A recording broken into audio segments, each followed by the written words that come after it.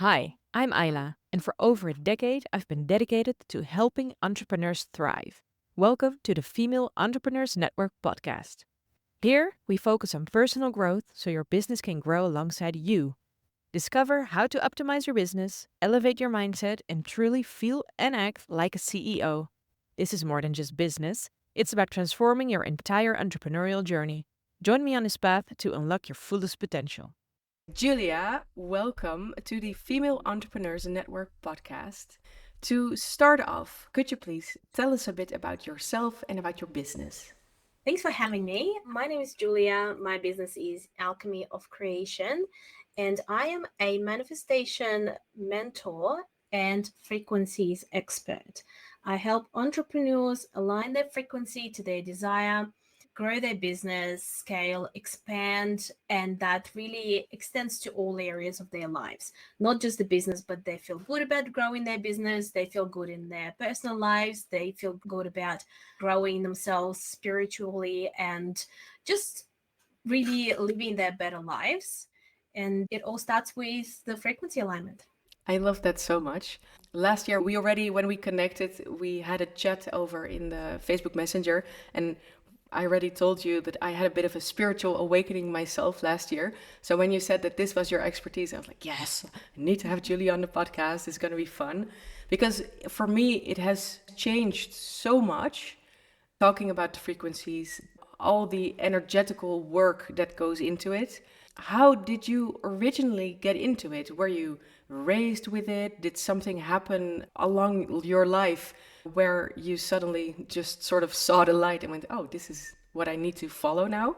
It was kind of unexpected. So I grew up in a family of people who had gifts. My grandmother was very religious, sort of like Christianity religion. But then she also did all the things like tarot readings and Reiki and all of that sort of stuff. So she was very much into that.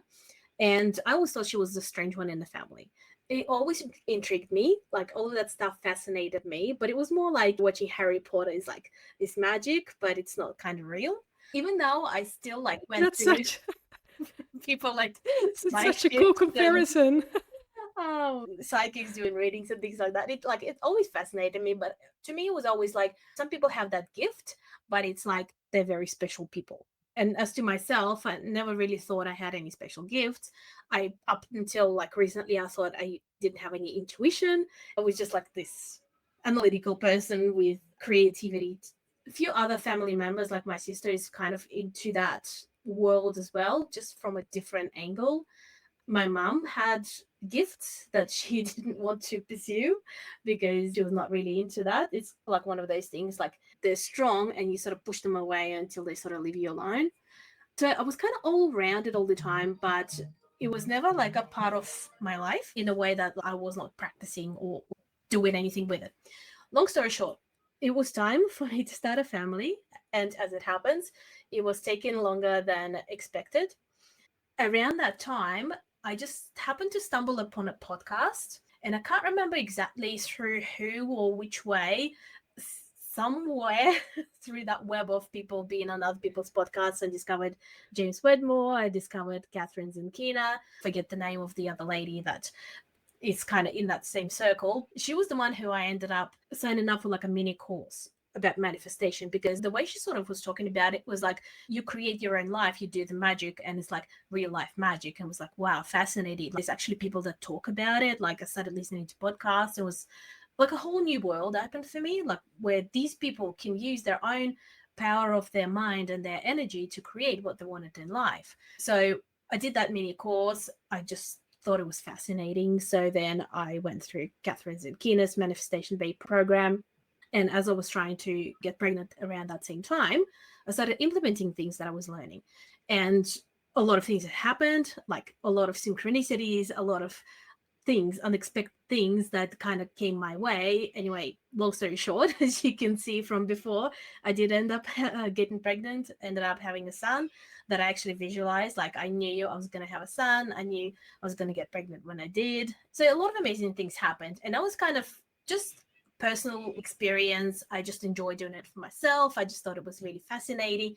I was trying to better my life. I was trying to create amazing things, had a vision board, manifested everything on my board. It was always for myself, living through it. And then what happened was the more I was learning, the more I was realizing that I don't know much at all. And it came to a point where it really started to feel very overwhelming. So you learn one thing and then you realize that unless you learn this other thing, you're not really going to get deep enough with your beliefs, and you probably not, like basically learn that. Why waste time trying to manifest something and delay the result because you haven't like healed your inner child or gotten to the core of the problem or whatever.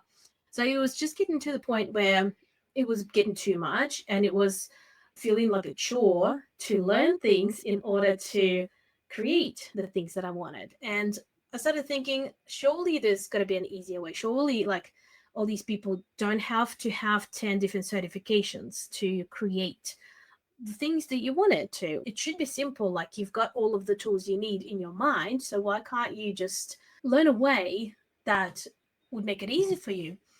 And around that time, I came across another mentor who was promoting pretty much that answer. She was basically saying, this is how you do it. This is how you disconnect from the illusion of the 3D and really use your mind in a simple way to create what you wanted. So I went down the journey of mentorship with her for a little while.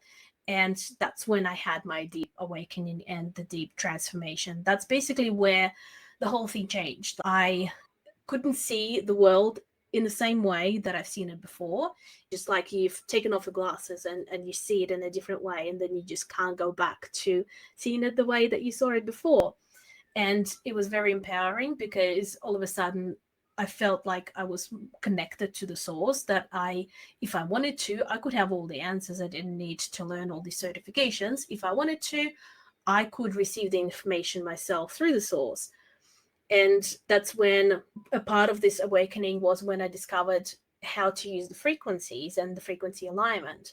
So a little bit of a background story to that is my career for the past 22 years, is in telecommunications, which is technology, which is all about frequencies. So that's what I've been working with all day, every day. Like, I'm a technical engineer, so I've been doing the installs, I've been doing all of the technical stuff.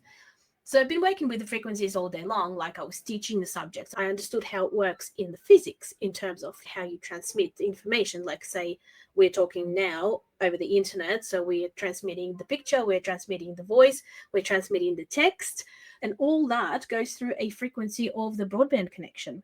In fact, probably multiple frequencies because it probably travels via different mediums. But then through the awakening, all of a sudden it just clicked for me. It was like this download. It is exactly the same thing, whether it's physics in 3D, in the frequencies, or whether it's spiritual 5D quantum frequencies. They work in exactly the same way. They transmit information in exactly the same way. It's just a different medium. So as soon as I had that realization, then I just started practicing.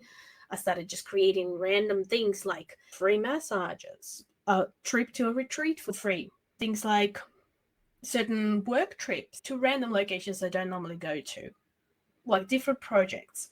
Like, one project all of a sudden was worth more than my yearly income, and I just sort of created it. It came to me.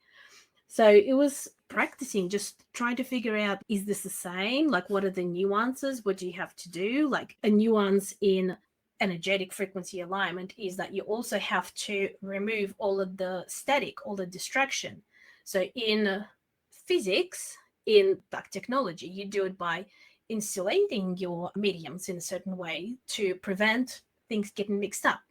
Energetics, how do you do that? You get mixed up by having different energies being transmitted at the same time. And that's your emotions, that's your beliefs, various thoughts. So by removing all of those extra things that don't belong, you can have a clear channel and clear transmission to create what you wanted. And it applies to anything, like obviously health, wealth. Like, I had chronic pain in my hip that I developed during the pregnancy, and I've been to chiropractors and physios and you name it. No one could do anything with it. And then one day I thought, let's see if this method works. Sure enough, overnight it was gone. Overnight, I woke up and it didn't hurt anymore. Basically, things like that. And once I discovered that you could do that and that I had a unique skill in bridging physics and science with spiritual because of my background and my expertise in that field, I pretty much decided that I need to share it with other people. And that's what I mentor others on how to understand and how to align their frequency, because that was something that I didn't understand from the spiritual point of view when I was learning about manifestation. That frequency thing was always a mystery to me because I knew about it in like physics. Yeah, that's kind of how Alchemy of Creation came about. I thought, well, I've got this skill. I tend to always gravitate to teaching things whenever I learn something, whether it's been like in my career, whether it's been in business, whether it's been hobbies, I always end up teaching something. So it kind of just fell into it. Long story. That's so cool. No, yeah, but it's so interesting. I have so many questions after you told us all that. First of all, you said that your grandma is gifted, that your mom has gifts too. Do you have any spiritual gifts yourself as well? I didn't think I did, but once I had that awakening, I realized that we all do.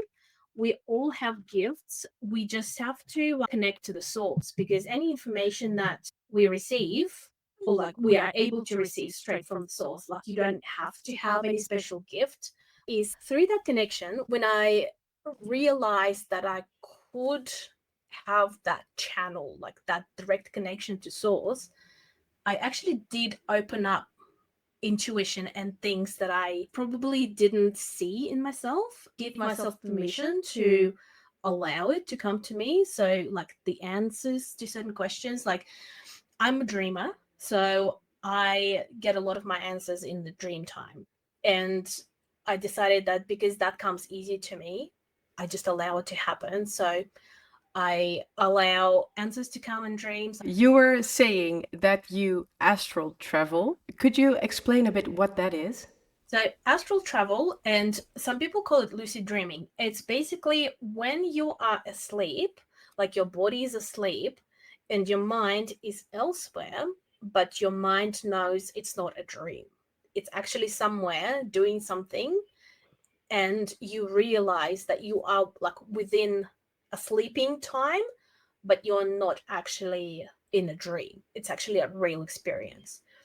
And after, like, it has happened so many times to me that I know the difference between the dream where it's like a story happening and a dream which is like astral travel, where you are receiving a message or you are being given a solution or something like that. It feels very real. You know you are not dreaming, so like you know to pay attention. You also remember that in the morning when you wake up. Sometimes like I communicate with someone, like it could be a real person, or I mean they're probably all real people, but like sometimes there's people I know and other times it's just random people. And I've even communicated with the spirit in a dream, like in the astral travel, and they told me information about them. It was like a person that I actually knew. They told me information about them that I didn't know, that I found out during that time from family members. So it's like, this person told me that, it doesn't make sense. They're like, oh, that's because this is this and this. So it's like, once you experience it, and because it's something that you couldn't otherwise know, like there's just no way you would know it, and you receive that information, like where does it come from? You didn't just make it up. It's just too random to make up something like that. That's how I know like all of this is real. As I said, I had my spiritual awakening last year, and I can definitely see that I haven't had yet that deep awakening that you talk about. Because for me, there's still so many beliefs from before that are questioning all that, that are like, as you're saying, yeah, it's of course it's real. And my mind is always going, am I making this up? Like, it sounds too good to be true. I must be making this up, you know? And there's still that little voice inside of my head that's just going, nah, it's all just a coincidence. It's all just your subconscious is creating this for you, so it will make sense for you, etc. So, for example, earlier this week, I was driving my kids to the city center. It's a very, very basic example, but I was driving to the city center and in my head, I was thinking, oh shoot, it's a Saturday morning, it's probably going to be busy. I'm probably going to find a parking spot way off, and then I have to walk with them very long. And then I figured, no, stop. I'm going to focus on the fact that I am going to find a parking spot that's actually close by. And so I did. I was just sitting in the car going, oh, it's so nice that I'm finding that parking spot. And when I arrived at the city center, no parking spots nearby. So I decided to make an extra round because I said, no, this isn't possible. I know that there's a spot for me right here. And I like the moment I made the last turn, I saw no parking spots. So I just went, oh, shoot. And don't you know it? Just at that moment, a car pulled out of a parking space and I had the spot right there. And I was just laughing out loud. And my kids were just going, Mama, what's going on? Like, is the parking spot funny? I was like, yeah, the parking spot is funny. Because my mind is still going, nah, it's just a coincidence, it's just, and then there's also the part of me that's going, not a coincidence. You were thinking about this, you were vibing with the right frequency. So when you're talking about meeting people in dreams, like on the one hand, I can actually see it happen and just go, oh, that's so cool to be getting all that information through that channel, if you will, like the dream channel. And then another part of me is just going, nah, it's just a coincidence. It's just something your mind is making up to make things click for you. Because you said you had that awakening. How did you cope with those things? Or did you maybe not have it because you already had your grandma and your mom who were also into the spiritual stuff? Well, I guess a couple of things there. So the first thing you said with coincidences and things like that. Firstly, nothing is ever a coincidence. There's too many random things that have to happen. And it's funny that a lot of people that I talk to who are like spiritually minded, a lot of them actually practice on parking spots. That's a very common thing. And that kind of just gives you like that. It's a simple, fun thing and just gives you a bit of a boost. But in your dreams and even during the day, your mind, like in your head, doesn't make things up. Everything comes from somewhere. If it doesn't come from your past experience, something that you've been exposed to, where does it come from? It comes from the source, from consciousness, because everything is consciousness. So you're downloading the information from there. And you may have experienced it directly yourself in the past, or you may have heard about many cases where multiple people around the world who are not connected getting the same idea, or the same invention, or the same song. And they've never been exposed to each other. They don't know each other. They haven't been exposed to the same upbringing and things like that. And yet they get the same ideas. So where does it come from? Everything comes from the same source. There have been cases about twins, for example, identical twins. If something happens to one twin in one place, well, the other one can sort of feel it because they're kind of connected energetically, but they are not the only ones. Like, how come they are connected energetically when they're like separate humans? We are all connected. They just have a stronger channel because it's been that muscle has been built up. So like we're all connected, we're all receiving information from the same source. It's like almost it's like your mind Googling information. So you type in the Google, how do you do this? Multiple people probably type the same question and come up with the same answer. That's the way they get the idea. And other people type the question a little bit differently, or they have different nuance, or they have different circumstances or something. So they get different answers, they get different ideas. But it all comes from the same from the same Google, doesn't it? It's just different people requesting different bits of information. And when it comes to my dreams, it happened gradually. It didn't, like, I was always a dreamer. I just didn't understand what I was dreaming about. And when I was experiencing the deep awakening, I had a mentor at the time. So I had someone who I could talk to, and she happened to also be a dreamer and manifesting and doing a lot of things in her dreams as well. So we understood what each other was talking about. So that helped. And it really kind of, not that I found it scary, but it gave me confidence to look into it so that I could decipher for myself different types of dreams and what it all meant for me, and get confident in the fact that it was real and I wasn't receiving information. And even things like I would have a dream about some sort of a instruction manual book, and then that following morning I'd have a call with someone and they asked me, well, do you have an instruction manual book about all this stuff that we could learn more from? Like, How is that a coincidence? It's just so random. It's I had a dream about it, and then the person on the other side of the world asked me for that thing. Too many coincidences. Yeah, I get that. I have two questions about it. First is about tech, a question that just popped up because you were making the comparison to Googling stuff. And I was just wondering if you think that is the current technology that we have, so the Google, the Chat GPT, etc. Do you think it's messing with our connection to the ability to sort of download information because we so easily transfer all our questions to a phone, a device, instead of directing the question to our subconscious and then to source? Yeah, it's a tricky subject, and I do talk about it a little bit, and I've had a few discussions. So, on one hand, because, and same thing with like watching TV and whatever, because it's so accessible and easy, people use it to kind of numb their mind so they don't try to connect to the source. You tune into what you need to share or the steps you need to take and direction or decisions you need to make in life or business or whatever. ChatGPT won't know that because it can't tune into your energetic field. So the only way for you to get the right information is from the source. So things like ideas and things like that. However,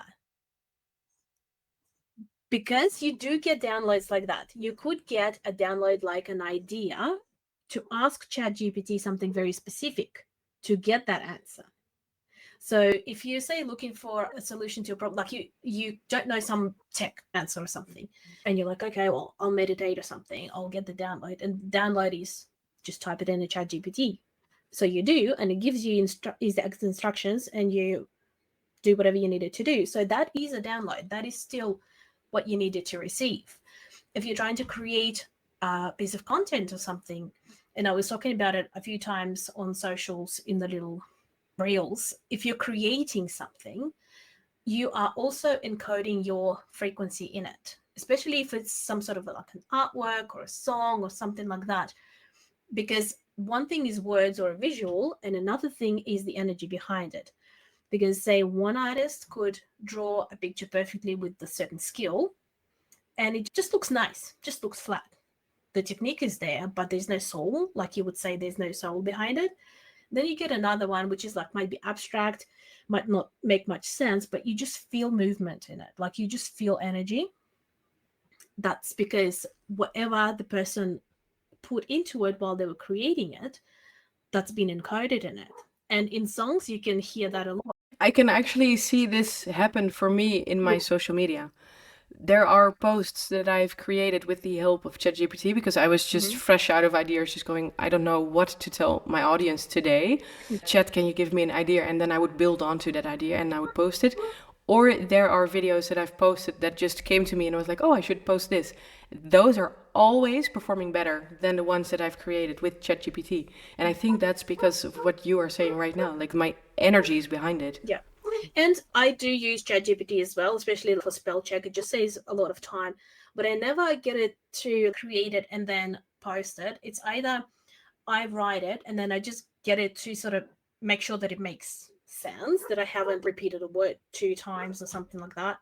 And then after it's done that, then I go back and I make sure like my personality and my soul and everything is in it. So I still edit it myself. Like it's a process.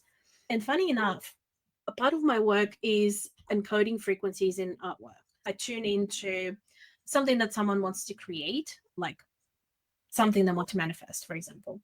So I make an artwork as I tune into it, as I kind of see the frequencies in my mind. So I create an artwork and code the frequencies in it. And it was one that I created. It was like a matchstick popping out from like the water with the clouds around it, something like that. So I created that, and I can't remember what it was like to manifest. But then I thought I kind of wanted to look a specific way. I really feel like a really deep connection to that particular artwork. So I went into this AI image creation things and I got it to create an image. And the image that was created by AI was just as powerful as the one that I created. It just looks a lot nicer because it's, all the digital graphics and everything. But it also took a few iterations, and I had to describe it very specifically, like what feeling was behind it, what, like how it was actually coming out of the water, what the movement was. I had to describe all of that. So it recreated it, and it pretty much recreated what I've made. It just looks nicer, if that makes sense. Yeah, and the energy is still there. Yeah. Yeah. So it's kind of, you Yeah. create it, I guess you use it as a tool. So whether you use a pen on the paper or brush, you use it as a tool to create something, or you use a computer and you still create it on the computer. As long as you don't let the computer do like the creation and the thinking, you guide it and you orchestrate it in a way. And it kind of Yeah. creates Yeah, I get what you that. try to do. Yeah, I get that. I am the second, well, maybe not, it was not a question, it's something I just wanted to share, is that going on about tech messing with the frequencies or not. I am a dreamer as well. I have always had these very intense dreams, and I'm just now trying to sort of tap into them and figure out what they mean, how I could use it, etc. And I'm actually using ChatGPT a lot to do that. I will just put the dream that I had. Sometimes you wake up with a dream and you just go, "Wow, that was random," and it was just a random dream. And sometimes you wake up and you just go, "Wow, that was a dream." And then when I have that feeling, I will put it into ChatGPT. I will explain it a bit, what happened, who the person I dreamt about is to me, and then it gives me some kind of an explanation, which will then make sense to me. And once I have, like, what I have now is that I've put in some dreams, and it has provided me with sort of the background information.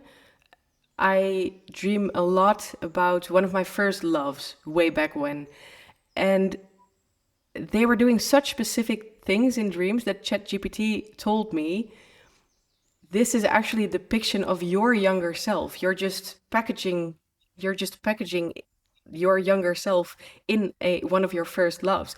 And when I read that, I was like, oh, that makes so much sense. So now every time I dream about that person, I just go, okay, so if he's depicting my younger self, then this happened now, etc., etc. And I love that I can actually sort of use it to give me extra information about stuff like that, because now I can use my dreams for the good and actually learn something from them, even though I get help from the tech part every now Yeah. and then. So I think there's really two sides to the story, because as you say, it can absolutely be used to numb your mind, but I think it can also be used to maybe enhance Yeah. the feeling that you already had. Yeah. There's one thing I wanted to ask you as well, because you are describing frequencies, you're describing energy, putting your energy into things, directing it. And I think that for a lot of mompreneurs, so they are women with a business, with little children, it's kind of hard to stay in a high frequency all the time. That's what I've noticed in the last year. When I started out last year, when I had my spiritual awakening, I was on top of the world, and it was so cool to see. Whenever I walked down the market in our little village here, people would actually turn and look at me, because Like your I was sense. vibing very high. Mm-hmm. And then that was so cool to happen, because I was just going, oh yeah, oh. Then throughout the year, my old beliefs, my regular life, everything just sort of started to wear me down again a bit. There was the kids' holiday, 2 months in the summer where they were at home. I didn't get to meditate as much as I wanted to. And the synchronicities, they started to become less frequent, and I was getting not as much downloads as before. My meditations weren't as prolific as before, and it just started to wear me down. And towards the autumn, I started to feel like I did before, and I was just like, oh, I'm normal. No one is looking at me anymore because I'm vibing that high. You help women with this. I've seen it on your Instagram where you talk about staying in high vibe, yes or no, all the time. How do you cope with this yourself, and how do you help women with this specific problem? Oh, I mean, how long do you have to talk about it? Okay, so you don't have to be high vibe all the time because that just puts pressure on yourself. And then when you're not in that vibration, then you start judging yourself for it. Then you start kind of focusing on the lack of having it or the lack of having synchronicities. And then, like, your mind starts focusing in the wrong direction because it's now looking at all the things that you're not having anymore versus all of the things that you do or you could still be having. So I like to first, as a rule, to bring everything back to a neutral place, reset the stage, and bring everything to a neutral place. So whatever beliefs are coming up, we clear that. Whatever thoughts, triggers, like whatever's coming up, you regulate your nervous system so that you get back to that base, so that your base is not here, like low vibrations, so that it's neutral, neutral at the very least. Because, like I said, you don't have to be high vibe all the time. But if you want to create something specific in life, you need to be in the right vibration for it. So that doesn't mean that it's just high vibration. If you want something specific, you turn into that specific frequency. And then it's a matter of what frequency you're in more often. If you just feel down for an hour today, don't beat yourself up about it. If you generally can get back to that neutral state at the very least, and that is more often than lower vibration, well, that's totally fine. We're not robots. We can't just tune ourselves to a particular, radio frequency and just stay there all the time. It's fluid, it's a balance, but which way is the scale tipping? Is it in the direction you want or in the direction you don't want? And if you have mastery of your mind, and most people would, unless they've got some sort of PTSD or depression or something where they, like, not the function, but they kind of can't control it when it spirals down. Most of us can control it to an extent, and it's a muscle that we can build up as well. So that's one thing. That's bringing yourself to a neutral place and resetting your state to build up from. If I may ask, if you find yourself to be in a lower frequency, is there one basic thing that you could share that you do to get back into that neutral position? Yeah, basically always detach from that state. So it's almost like you're watching yourself in a third person. So recognize your body is experiencing it, but um, disassociate yourself from being it. In other words, you recognize that you as a human is experiencing a certain feeling or emotion trigger, whatever it is, but you are not that emotion. So that emotion does not consume you, because if you allow it to consume you and you become the emotion, then the emotion controls you rather than you control the emotion. And then not only that, but then one, it gets trapped in your body and creates myriad of other things. Two, stories start getting attached to it. So things from the past get attached to it, the new things get attached to it. And this example always comes to mind. I know not everyone is a dog person and not everyone has trained a dog. I haven't done a lot of training, but once I got a dog, I was exposed to this world of the fact that you have to train them. Um, when if anyone has tried to train a dog, and if anyone has a dog with bad behaviors, often what they'll tell you is something has triggered an event. So a dog might have been just walking along and a loud noise scared them, and there was a bin next to them. So they associated bad with the bin, even though the bin had absolutely nothing to do with it, or like a mushroom was next to them. So they're now forever scared of the mushroom, even though it had absolutely nothing to do with the loud, scary noise. But it's kind of like this association got developed when random things were like in the vicinity and the mind just attached them together. And that's how we do it with emotions. So a situation happens, we experience an emotion, they get attached together. Then we try to explain it because our minds want to understand what has happened and why it has happened. So we try to create a story around it. We try to think back to past experiences experiences, things we know, maybe something we've heard, something we've been exposed to, and we try to explain it. So we attached all these different stories, and then we experience something else, and it triggers that past memory. So now these two things become connected together, and it just grows and gets tangled like this multi-layered thing. That's why certain things like traumas and whatever, they can have many layers to them, and they can be hard to unpack. That's why it could be hard to get to like the core root of certain beliefs or certain traumas or certain experiences in the past, because usually the original thing is way back, and it may not even have anything to do with the current trigger, but because things get connected, it kind of get all tangled up, and now you're trying to untangle it. The mind kind of puts it all together, and then if you can detach yourself, like if you can detach your mind from the experience that the human body is going through, it's this surge of emotion doesn't have anything to grab onto because your mind walked away from it in a sense. I don't know how else to explain it, but to like you're observing it as a third person. And because that surge of emotion doesn't have anything to hook onto, it just leaves your body because it's got nothing else to do. Like it's kind of finished its job, it's done its thing, it's got nothing to attach to anymore, and it just leaves. That's why when you can do, and there's like exercises that I do with the clients, once you can detach yourself and then observe yourself, one, it's like you're watching a movie. You kind of, if you're watching yourself like a movie, you can't then start talking to yourself in your mind because your mind can only focus on one thing at a time. So then it doesn't recreate those stories in your mind and attach the emotion and the event to yourself. It's like now you're watching someone else experience it. So then the emotion, the surge sort of goes up. And then if you can do that at that time, the emotion will just drop. The surge will drop and dissipate because I love you're this. disconnected from it.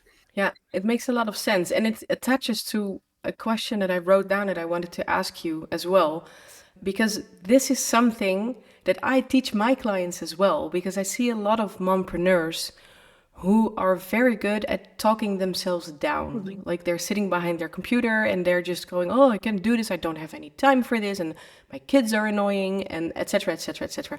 And one of the things I teach them very early on is to name their egos. I actually give your ego another name. Like Mm-hmm. my ego is called Annalise, and she's very annoying. And whenever I use it all the time, so I use it during work whenever my imposter syndrome kicks in, whenever I'm thinking, who am I to teach these women how to streamline their businesses and be there for their family in the end, then I just go, "Oh, Annalise, you're bugging me again with your doubts." And I can contradict her very easily. It's way easier to sort of contradict someone who you've detached Yeah. from than to start that discussion with yourself, trying to convince yourself. It's just way easier to just go, "Annalise, you're really bugging me. I can't use that energy right now. I'm trying to create something here." And this helps a lot of women that I teach to separate themselves from those negative thoughts. And the question I wrote down is because you work a lot with energy and I work a lot with mindset. We both talk about preventing burnout, but for me, it's very practical. Like, I work with systems. I have a background as a virtual assistant. So, all things processes, all things systems, project management tools, organizing your finances, tech. I combine that with mindset for the people that I coach so they can create a life that's actually working for them. And I was wondering, is mindset the same as energy? It's not. I'd say mindset is part of it. Mindset is a tool. There was a diagram I put on my socials. It's like used to seeing like diagrams with icebergs. So the way I explain it is the top part of the iceberg, the one you see above the water, is your conscious mind. The larger part that's underneath the water, that's the majority of the iceberg, is the subconscious part of the mind. And that's what's responsible for 90 something percent of our actions. Basically, it happens subconsciously, obviously subconscious mind. So most of the stuff that you do happens in your subconscious. So all of your beliefs and things like that sit in your subconscious. So although your conscious mind might want something, your subconscious mind is running the show. So you can't outperform your subconscious. However, what does the iceberg actually sit in? It sits in the water. It sits in the environment.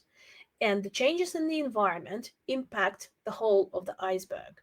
The water gets warmer, what happens? Water gets colder, what happens? The water moves, what happens? The environment that the iceberg sits in, or the environment for our mind, is our energetic system and our nervous system. So that's what controls what our mind is able to do. So if our subconscious mind does not feel comfortable with the change, it's not going to take on the change because subconsciously it decides that it is not safe to do so because the change is different. Maybe for you, your conscious mind knows that the change will be actually better for you. To the subconscious mind, it's uh, different, it's unknown, and anything unknown is potentially dangerous because so far we know what we know, we have survived, we're here. But if we change, who's to say that we will survive that? So the mind kind of thinks in a very primitive way.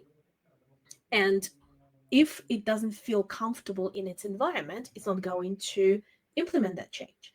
So when I work on energetic state and the nervous system, it creates that calm environment for the subconscious mind to feel comfortable to even try to implement the change. And then that way the change will stick and create different outcomes in your life. So, in other words, everything starts from the energy, and your mind is kind of like the tool that can implement and control things and use things to your advantage. So, it all works together, but you start from the energetic level. I love that you actually use the water in the picture with the iceberg because usually people just focus on the iceberg. And Mm. I think, as you say, the water is very important as well. Well, it was one of those Um, things like the downloads. I mean, I was just scrolling through things trying to work out what to talk about, and then I looked at the iceberg and I'm like, hang on a minute. Everyone talks about this conscious mind and subconscious mind, but if the water around the iceberg changes, doesn't matter what you do with the iceberg, it's gonna be affected by whatever the changes are in the water. yeah, absolutely. Absolutely. You talked about intuition as well. I think that intuition would be, I don't know, maybe on the edge of the iceberg and the water, like somewhere in between the energy and the subconscious. How do you use your intuition in your business? Can you intuitively feel what the right business decisions are, what the right, well, I'm focusing on business because in the end, this is a business podcast. I am just starting to learn about my intuition and learn how to use it properly.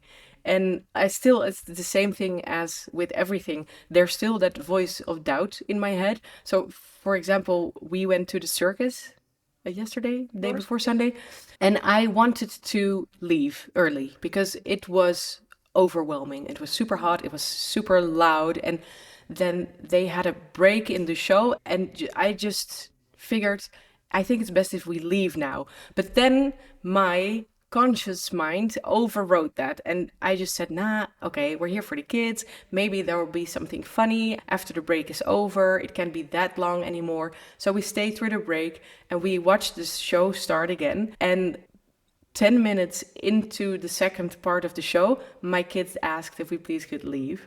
And then I just figured I should have listened to this little voice that said we should leave in the break, because I think I already felt that we had enough, that it was okay to leave. But you're there and the show is set out to be this long, so you're gonna stay. That's what my conscious mind said. And I know that this happens a lot in life where your conscious mind is overriding your intuition. And you talked about sort of opening up your intuition when you had your awakening. How do you think women can use their intuition in their lives to prevent that burnout that you speak of? Yeah, so to me, intuition, and I don't know how other people see it, but with my understanding of connecting to consciousness, is that everything, we are a part of consciousness, everything comes from consciousness. So, and consciousness slash universe are used interchangeably. So intuition is not something that comes from us. It's not something that comes from our mind or our subconscious. It's something that comes from source, something that comes from consciousness. It is something that we receive as a channel. It's not something that we create. I use very practical steps to tune into that and determine what's what. There were a couple of things that you spoke of. One thing is that when you intuitively knew that you probably should have left, you could have picked up on the energy of your family and subconsciously felt that energy of wanting to leave. So that's one thing that could have happened. And the other thing is with the intuition, and like you were saying, with our minds talking us out of it, having difficulty to determine what's fear, what's intuition, what's what. Basically, I go through a process of elimination and discernment as to how something came about. Basically, very practical steps. So let's say you receive an idea to leave. And so you just go through a process of eliminations. Like, where did it come from? Did I absorb an energy from someone else? Is it a general vibe that people are just leaving and subconsciously you're thinking, well, maybe I should leave too? Is it that? Let's clear that so that you are in your own energy. So disconnect from other people's energy in the same way, like third person, whatever it is, whatever's coming up. Let's clear that. Is it a fear that you will miss, your bus or something like that? Well, let's clear that fear. Where is that fear coming from? Is it something that you've done before? Is it something like you see a crowd of people so you don't want to miss out? Like, where is it a fear coming from somewhere? If it feels like, and for different people it feels like intuition feels in different ways. It could feel like a knowing. Like for me personally, intuition feels like knowing. So it's kind of like that gut feeling. It's calm. It's something that kind of feels you. And once you've removed all those fears and worries and whatever else might be coming up, it's just this grounding feeling that this is the right step. So you know that that's intuition. And for someone, it could be auditory. They might hear like a voice or something in their mind. And it could, like, the key here is that it's a calm voice. It's not panicked voice. Because if you feel like you're panicking, if you can feel, and it's a practice to tune into your body and your energy. You start with practice discerning like how different energies and emotions move through your body. You might start feeling a bit jitterish and things like that, and you can start questioning yourself. Hang on a minute, why am I feeling how I'm feeling? Like, always question, is this my energy? Is this an emotion that's creating this? What sort of an emotion is creating this in my body? Because with intuition, it's calm, but you feel like you are safe and you're taken care of. Even if intuition is trying to get you out of a dangerous situation, you feel like someone is looking after you, and this is the step you got to do. So it's that calm, grounded feeling. But That makes a lot of to sense. get to that, you got to remove the emotions and things that might be clouding it. Because if you remove it and then you don't feel it anymore, then okay, that might have been a fear that's trying to prevent me from doing this. Yeah, so if you were to link that to preventing burnout, it would differentiate the frantic energy that can rule us now and then because we're both running a business and a family, to a more calm feeling where we're just going, okay, just rule out all the franticness and just focus on what's bringing me calm, focus on that. And then you'll automatically sort of guide yourself out of that burnt out feeling. Yeah, so that there's a mixture of things, because overwhelm and burnout happen basically from just your mind doing a lot of things. Not even necessarily physically, but your mind doing a lot of things. And the reason your mind would be doing a lot of things is that because you're thinking about all the different things, and not only thinking about them, but thinking about them over and over and over. And as women, we tend to do a lot more thinking than men do. With men, it's a little bit more narrow focus. And okay, today I'm looking after our kids. This is what I'm focusing on. Today I'm focusing on work. This is what I'm focusing on. With women, it's okay, whose birthday's coming up, and have I prepared lunches? Do I need to remind my husband to do something else? Like, it's all of this plus work. And then also things like self doubt and all of the things that we tell ourselves. And our minds get busy because our minds do so much work, they burn a lot of calories. So we become fatigued. That's where all this burnout and overwhelm are coming from, is because the mind is just not having enough rest. So the key is to clear your mind so that one, it's not doing so much work, and two, so that you can in fact tune into your intuition. Because if your mind's too busy, it's if you want to buy a new car, you have to get the old car out of the garage to make space. So if you want to receive new ideas, new decisions, solutions to the problems, because you can't find solutions to the problems from the same state of mind that created the problem, you need something different. So for you to receive an answer to that, there needs to be space. That's why people get ideas when they're meditating, or when they're in the shower, or when they're driving or going for a walk, because their mind is clear and there's space to receive something. Anything you can do to clear your mind, like your meditations, just practice of having thoughtless time of the day, like where you just consciously try not to think about things. One of my favorite things is like your to-do list or whatever, your thoughts, you just write them all on paper, your ideas, so that you don't have to remember them. Because we don't just remember something once, we circulate it through our mind over and over and over. And it's amazing, when you have all your thoughts in your mind and you think, I have so much to do, I don't have time to do it, and then you put it on the paper and the list is only this long, it was just taking up more time thinking about it.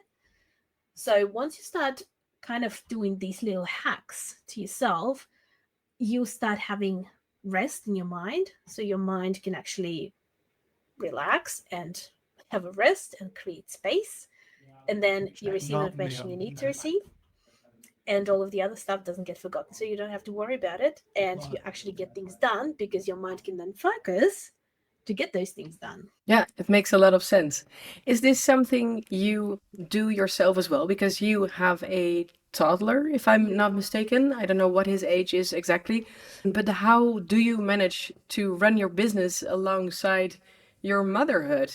Have you got any other strategies to share that you use? The things that we mentioned, he's 3.5, so it's a little bit self-sufficient now, but also very demanding. He's a little boy, so boys get really busy with all the things that they want to do.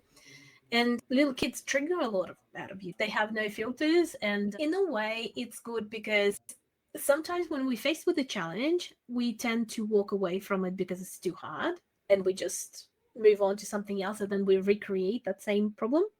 With kids, you can't just walk away. Like, you have to deal with, like, someone's having a tantrum in the shop, you can't just walk away and get a new child. Leave them. Probably would be frowned upon. So you kind of have to you have to learn a way to deal with it. And I know a lot of people struggle, and obviously I've had my struggles because they trigger things out of you unexpectedly, and then you have to pull your tools out and try them one by one, see which one works. But the practice that I use, and in a nutshell, it's that being kind of observer to clear the emotions, to let them flow through your body so that it's not attaching you, like you're not being absorbed by the emotion, because you don't need two people absorbed by the emotion in that time. So if you can do that, then you can stay calm while the child is experiencing whatever they're experiencing. You can also think rationally. Like, you can think of a way to communicate. You can think of what they actually need, or like why they're upset. Because if you then spiral down with it, it's probably just going to be a yelling contest. And you're not necessarily going to figure out why they're even upset in the first place. And another thing, which is a major thing with any family dynamics, children like toddlers, teenagers, or whatever, it's when you are calm and at peace and a happy state, it's contagious. So other people around you start calming down as well. And if you're not constantly like spiking with emotions, then they have no reasons to spike with emotions, because with negative emotions as well, like, it's contagious. So you feed off each other. One person is having like a tantrum, starts getting upset about something, another person reacts to it. So it becomes a very reactive dynamic. But if you disconnect from that and you calm down, and the other person just can't continue spiking up, like they might have spiked, but then like there's nowhere to go because there's it's like a fire, like you kind of need to keep feeding it for it to keep going. So then it's got nowhere to go. So it's just gonna relax. And the more you can neutralize the situation, the whole dynamic then becomes calmer. And then you can elevate the energy and the frequency that you're emitting, because then the other people are picking up on it as well subconsciously. So then you're happier. Why would this person here constantly be unhappy around a constantly happy person? Like there's just one or the other is going to overpower with their energy. And if your energy is strong, if you're not dependent on someone else's energy, like empaths sometimes are, and that for me that was something that I had to really learn how to do. Once you understand how to control your own state, then you can transmit it and affect and influence those around you as well. Yeah, that makes a lot of sense. I It's funny because the original question was how do you manage your business alongside motherhood? And then you started talking about basically ways to have a better energetical relation with your kid. So now I'm wondering, is that the strategy you use? If you have a calm kid, you have more time to work on your business, for example? Yes, you bring your work home, even if you try to separate it, Yeah. and your personal relationships affect your work as well. So to me, if you learn to master your own energy, it affects everything in your life. But to me, basically, how I manage it, to me, it's all in the mind. So for me to run the business, I have to be of a certain state to attract the business, to attract the clients, Mm-hmm. to put out content and things like that. And if my mind's busy with the energy of my kid yelling for straight 30 minutes, it's hard for me to then focus and try to put out something that will inspire people if I'm putting into it that frantic energy. Like we were talking earlier about encoding frequency. So I don't want to put that energy into it. So to me, if I can manage my own state in life, whether it's with family or in business, then it will have a certain effect on the family, and then it will have a certain effect on the business. And if I can keep my mind clear from all of that, then I can find solutions and steps and decisions that are right for my family and the ones that are right for the business. So, in other words, I treat them all together energetically so that I can focus what I need to focus in different areas of life, business, whatever I'm doing. I hope that answers it. This is such a good strategy. My mind is very practical, so I tend to fall back on systems, like physical systems, to make sure everything gets done, like Oh, compartmentalize a I do bit, that I too. guess. I hardly ever take the state of my energy into account when doing this. But you're absolutely right. And for me, I have systems to sort of force me into this much clearer state of mind. To, for example, I have a shortcut to a notes app on my phone where if I have those ideas popping up, I just Mhm. put them away in there immediately to get that clear state of mind that you talked about earlier. And I have all these physical systems to force me into the state of mind. But I love how, for you, that's like the main course. If you get your energetic state to flow in that way, then the systems can automatically follow that as well. So I think Yeah, that's a very, very good tip for our audience as well. I have a very logical side of my brain. That's why in all of my career, I've always done combination, like a split between the creative side of things, like in marketing and all of that stuff, as well as logical side. Like I love doing spreadsheets and systems and processes. Like I find that very calming and systematic. So whenever I want to give my brain a rest, that's what I do. Like where I don't have to be creative, where I don't have to worry about how my energy is emitting to anyone. I just do my financial spreadsheet or I do my task management system and tidy that up. Like it's all very systematic. It's kind of like a rest for my brain in a way. But a Hmm. lot of my work doesn't involve doing the other stuff as well. No, I get that. Yeah, oh, that's very good. All right, Julia, I want to be mindful of your time as well. Before we wrap it up, I have one last question that I ask all my guests because it's such a good way to get to know them on a more personal level. If tomorrow you had a day free of all your responsibilities, what would you be doing? Hmm. I would spend some time with myself, like just connecting to the source, going through that process, kind of clearing my mind, seeing what information comes to me. I would probably do something creative.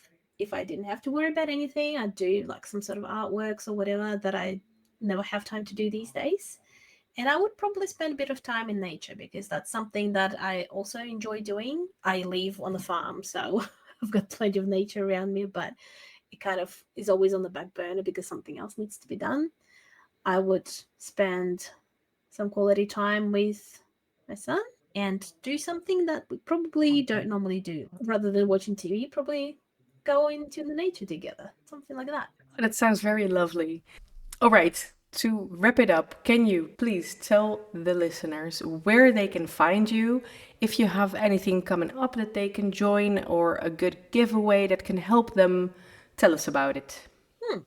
They can find me on my website, www.alchemyofcreation.com, and Instagram, which is alchemyofcreation underscore, or TikTok, alchemy of creation. And I do have a beta program for entrepreneurs coming up, and that's really to tune into the intuition, break through that income plateau, get quantum leap to that next level, really master their own energy, master their own frequency alignment to get to that next level.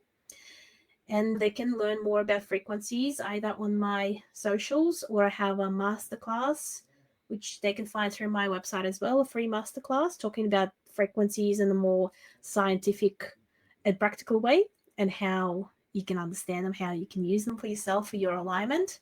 So they can check all that out. Perfect. Well, I hope they do. I am personally very interested in that launch that you're launching, so you might see me in there. Thank you so much for your time today. I hope everyone will be looking you up to learn more about all you have to teach us. Thank you. Well, thanks for having me. That was a nice conversation.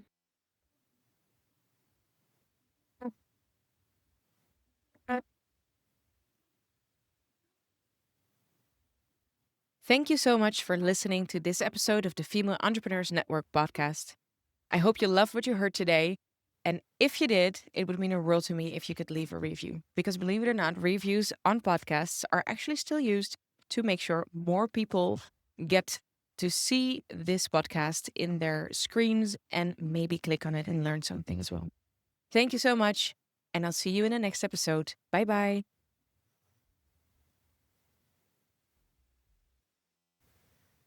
Hey, it's Ayla, and you are listening to the Female Entrepreneurs Network podcast. In today's episode, I have an awesome conversation that's going to completely shift the way you think about success, energy, and manifestation. My guest is Julia Stapleton. She's a manifestation mentor and frequencies expert, and she's here to help us understand how aligning our frequencies can help us grow, not just in business, but in every area of life. So that's amazing. Julia has a fascinating background where she's blending tech and spirituality in a way that makes energetic alignment not just feel powerful, but very practical as well. She spent years working with frequencies in telecommunications, which for me makes it so much easier to understand when you link it that way. And now she helps entrepreneurs apply those same principles to manifesting success. We are diving into everything from energy and energy work, from intuition and energy work to overcoming burnout as a busy entrepreneur. We are talking about the way motherhood is shaping her business, or actually the other way around. We even talk about the role of technology. Are tools like AI helping or hurting our connection to intuition, for example? Julia shares a lot of powerful insights on how to stay in alignment, which are very helpful, I think, because motherhood and life and business can pull us all in a million gazillion directions. So learning how to stay in alignment is something that we can all use, I think. I have a different voice than I do normally, which also has to do with energetics. I was alone with my kids for a few days and I got into a trauma from my youth about not being heard. And I got so much stress that I basically, my whole throat contracted and it hasn't completely decontracted. So I will be re-listening to this episode to learn about how to detach from those emotions for the next time, because that's one of the things Julia is teaching us. So I think this episode is absolutely going to challenge the way you think about success, about energetics and frequencies. Get ready to, well, raise your own frequency, I want to say. Enjoy the episode and let's dive right into that conversation.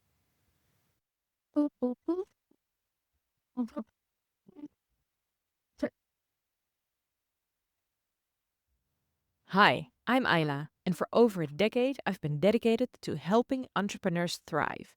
Welcome to the Female Entrepreneurs Network podcast. Here, we focus on personal growth so your business can grow alongside you. Discover how to optimize your business, elevate your mindset, and truly feel and act like a CEO. This is more than just business, it's about transforming your entire entrepreneurial journey. Join me on this path to unlock your fullest potential.